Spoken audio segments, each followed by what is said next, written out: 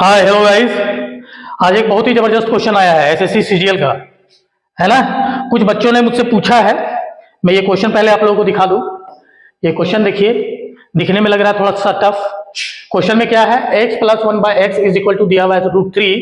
तो आपको ये दो अलग अलग इक्वेशंस दिए हुए हैं, इन दोनों इक्वेशंस का आपको वैल्यू निकालना है।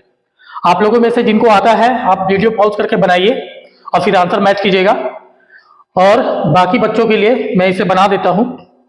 चलिए इसको आसान तरीके से बनाते हैं हम लोग, है ना। पहले क्या दिया हुआ है, जो दिया है उससे हम लोग पहले बनाते हैं। ये दिया हुआ है x plus 1/x is equal to क्या दिया हुआ है, √3। ये दिया हुआ है ना। हम लोग क्या करेंगे, क्यूब कर देंगे दोनों साइड। दोनों साइड हम लोग क्या करेंगे, क्यूब कर देंगे, है ना। Cube both sides we get, मैं यहां लिख देता हूं। हमें क्या प्राप्त होगा, तो यहां देखिए x प्लस 1/x का whole cube is equal to √3 का होल क्यूब। अब ये देखिए ये किस पे है, a प्लस बी का होल क्यूब में हम लोग लिख सकते हैं। a प्लस बी का होल क्यूब का फॉर्मूला क्या होता है बच्चों, a cube plus B cube plus 3ab और ब्रैकेट में a प्लस बी। तो हम लोग चलिए इसी फॉर्मूला से इसको, है ना, ये करते हैं। यहाँ x को मान लेते हैं a और 1/x को मान लेते हैं b। तो ये क्या हो जाएगा, हमारा हो जाएगा a cube plus b cube plus 3ab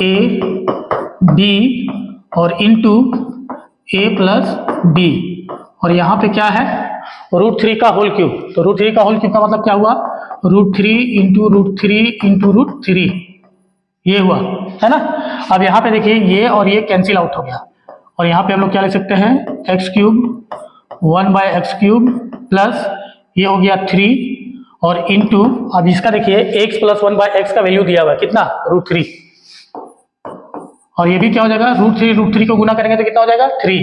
तो इधर भी आ गया 3√3। तो यहाँ पे देखिए x cube plus 1/x cube plus 3√3 बराबर 3√3, यानी कि ये उधर जाएगा तो क्या हो जाएगा, 0 हो जाएगा। मतलब हम लोग इसको लिख सकते हैं x cube plus 1/x cube is equal to 3√3 minus 3√3 that is 0, है ना। यानी कि क्या हो जाएगा, x cube is equal to हो जाएगा हमारा, ये उधर जाएगा तो माइनस 1/x क्यूब। अब इसको हम लोग क्रॉस मल्टीप्लाई करेंगे तो पता ही है जब बेस सेम होता है तो पावर जुड़ जाता है। तो ये कितना हो जाएगा, x⁻6 इज इक्वल टू कितना हो गया, -1। ये निकला हमारा वैल्यू, ठीक है। x⁻6 इज इक्वल टू -1 निकल गया। अब जो है हम लोग पहला इक्वेशन को बनाते हैं, चलिए ठीक है। पहला इक्वेशन में क्या दिया हुआ है, x⁻60 plus x⁻90 plus x⁻96, इसका वैल्यू निकलना है। तो देखिए पावर में दिया हुआ है तो हम लोग क्या करेंगे, यहाँ x⁻6 का वैल्यू दिया हुआ है तो हम लोग क्या करेंगे, इसको पावर में ही रखेंगे, x का पावर 6, और यहाँ हम लोग क्या ले सकते हैं 10 छक 60 हो जाएगा। इसको भी हम लोग डिवाइड करते हैं, 90 को 6 लिखते हैं तो 15 छक 90, और उसके बाद 6 से डिवाइड करेंगे 96 को तो 16 छक 96। अब यहाँ पे देखिएगा ये क्या हो जाएगा, x⁻6 यानी -1 का पावर 10 प्लस x⁻6 यानी -1 इसका पावर 15 प्लस x⁻6 ये भी हो गया -1 इसका पावर 16। तो ये क्या हो गया, देखिए -1 है, इसका पावर इवन नंबर में है तो ये जाहिर सी बात है ये प्लस हो जाएगा, और यहाँ पे प्लस, ये देखिए ये माइनस में होगा, ये ओड नंबर में है इसका पावर, तो माइनस में हो जाएगा तो माइनस प्लस -1, और ये भी प्लस में होगा क्योंकि इसका पावर भी है इवन में।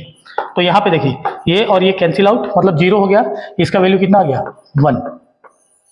ये हो गया पहला इक्वेशन का आंसर, कितना आ गया, इसका 1 आ गया। अब आप लोग सोच रहे हुए x⁻50 प्लस x⁻44, ये तो जो है 6 के मल्टीपल्स है ही नहीं, है ना। तो हम लोग इसको कैसे लिखेंगे, तो हम लोग एक काम कर सकते हैं, इसमें दूसरा वाला देखिएगा ध्यान से, है ना। ये भी बिल्कुल आसान है।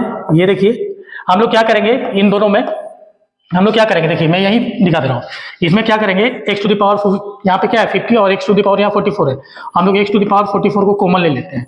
तो यहाँ पे क्या बचेगा, x⁻6 ये बचेगा ना, 44 और 6 हो जाएगा 50, क्योंकि आपको पता ही है एक्सपोनेंट पढ़ा हुआ तो बेस अगर सेम होता है तो पावर जुड़ जाता है जब गुना में हो, और प्लस यहाँ पे क्या हो जाएगा 1 हो जाएगा। तो यहाँ पे देखिए एक्स टू द पावर 44 ऐसे ही रखेंगे into X to the power 6 कितना है -1 प्लस 1, तो ये क्या हो जाएगा यहाँ पे देखिए एक्स टू द पावर 44 और ये हो जाएगा -1 प्लस 1 यानी कि 0, कितना हो गया 0, यानी कि 0 को किसी भी है ना नंबर को गुना करते हैं तो आंसर हमारा क्या आता है 0, ये हमारा क्या आ गया 0 है ना। उम्मीद करता हूं ये दोनों जो है दोनों इक्वेशन कैसे सोल्व हुआ ये आप लोगों को समझ में आ गया होगा, है ना।